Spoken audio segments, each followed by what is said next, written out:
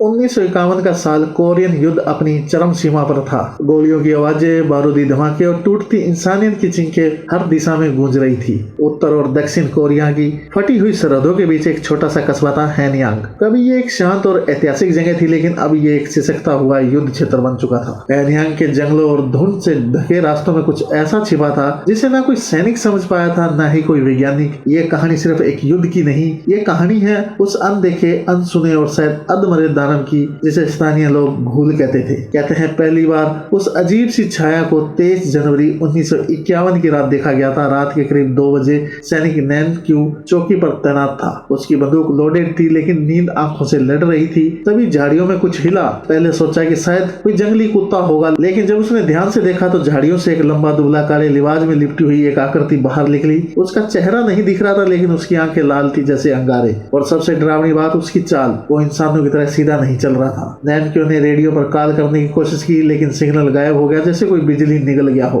नैमक्यू की चीख सुनकर 2 और सैनिक दौड़े और फायरिंग शुरू हो गई, लेकिन वो चीज रुकने की बजाय गोलियों के बीच दौड़ पड़ी। और तभी सब कुछ चुप। 5 मिनट बाद जब बाकी यूनिट वहां पहुंची तो चौकी खाली थी। जमीन पर खून के छींटे थे और नैमक्यू के जूतों के निशान घसीटते हुए झाड़ियों में जा रहे थे। और उसके बाद से नैमक्यू कभी नहीं मिला। उसकी रेडियो रिकॉर्डिंग में कुछ अजीब आवाजें थी, घसीटने की, फुफकारने की और एक धीमी हंसी। और जो उस वक्त वहां था उसने कहा कि वो इंसान नहीं था, वो सिर्फ हमें देख रहा था और वो हमारा डर खा रहा था। हैनयांग के लोगों में जल्द ही दहशत फैल गई। लोगों ने घरों से बाहर निकलना बंद कर दिया। बच्चों को रात में सुलाने के लिए अब लोरी नहीं बल्कि घूल की डरावनी कहानियां सुनाई जाने लगी, ताकि वो चुपचाप सो जाए। पहले माना गया कि ये सब मानसिक दबाव का नतीजा है, लेकिन जब गांव के 2 किशोर बिना किसी निशान के गायब हो गए और उनकी तलाश में गए, बुजुर्ग की लाश पेड़ से उल्टी लटकी मिली, तो लोगों ने कहना शुरू कर दिया कि घाटी में कोई शापित आत्मा घूम रही है। और ये अफवाहें सिर्फ आम जनता तक सीमित नहीं थी। दक्षिण कोरियाई सेना के रेडियो लॉग्स में कई बार अजीब ध्वनियों और अस्पष्ट चीखों की रिपोर्ट दर्ज की गई, चीखें जो किसी इंसान की तरह नहीं लगती थी। कुछ हफ्तों बाद एक और घटना हुई जब अमेरिकी सेना की एक छोटी सी टीम हैनयांग के पास भेजी गई थी।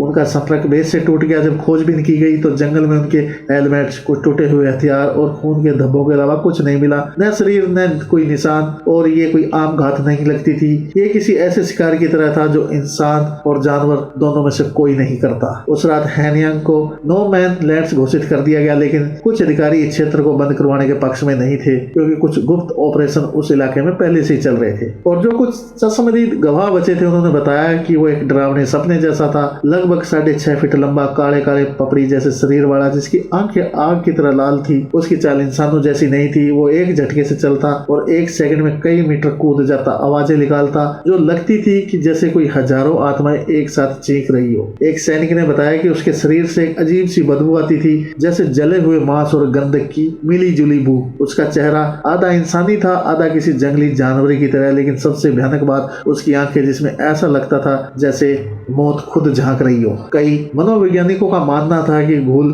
शायद कोई वास्तविक जीव नहीं है, बल्कि युद्ध की क्रूरता से जन्मी सामूहिक मानसिक त्रासदी हो सकती है। अनिद्रा और लगातार मौत का डर, इन सब से इंसान का दिमाग ऐसी भयानक छवियां गढ़ सकता है। लेकिन सवाल ये है, अगर ये सिर्फ कल्पना थी तो गायब हुए लोग कहाँ गए और उन सैनिकों की लाशें कभी क्यों नहीं मिली? 1953 के युद्ध के अंत के बाद अमेरिका और दक्षिण कोरिया ने हैनयांग की घटनाओं पर संयुक्त जांच की, लेकिन इन फाइलों को आज तक टॉप सीक्रेट श्रेणी में रखा गया। कुछ लीक्स के अनुसार उन दस्तावेज में घूल के डीएनए जैसी किसी चीज के सैंपल की बात की गई थी। एक पुरानी रिपोर्ट्स के मुताबिक एक अमेरिकी बायोलॉजिस्ट ने दावा किया था कि घूल कोई नेचुरल म्यूटेशन नहीं, बल्कि किसी रासायनिक युद्ध प्रयोग का परिणाम है। शायद एक ऐसा सोल्जर जो युद्ध के दौरान किसी बायो हथियार का शिकार बना हो। 1954 में एक गुप्त मिशन, जिसका code name project black Lateran था, हैनयांग भेजा गया। 7 जवानों की टीम, जिसमें 2 वैज्ञानिक और एक स्नाइपर शामिल था। उनका मकसद था घूल को जिंदा पकड़ना। लेकिन मिशन शुरू होने के 72 घंटे बाद उनका सैटेलाइट ट्रैकिंग सिग्नल बंद हो गया। 2 हफ्तों बाद सिर्फ एक जवान लौटा। उसका चेहरा पूरी तरह से जल गया था और आंखों में वो डर था जो शायद मौत से भी बदतर था। उसने कहा, हमने उसे देखा और फिर कुछ नहीं बचा। सालों बाद भी लोग घूल को लेकर साक्ष्य जुटाने की कोशिश करते रहे। अजीब हालातों में गायब हो जाते।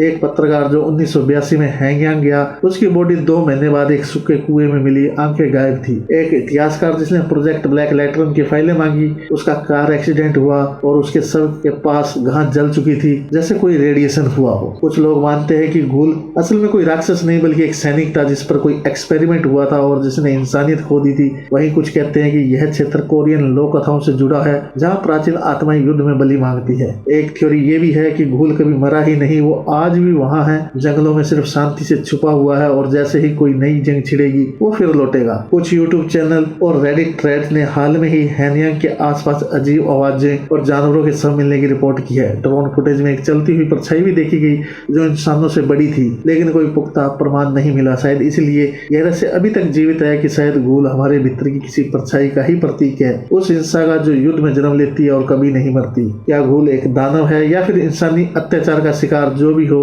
हैनियांग की उस घाटी में आज भी सन्नाटा है, एक ऐसा सन्नाटा जो चीखता है और याद दिलाता है कि असली राक्षस वो नहीं होता जो जंगल में छुपा है, बल्कि वो होता है जो युद्ध में बनाया जाता है।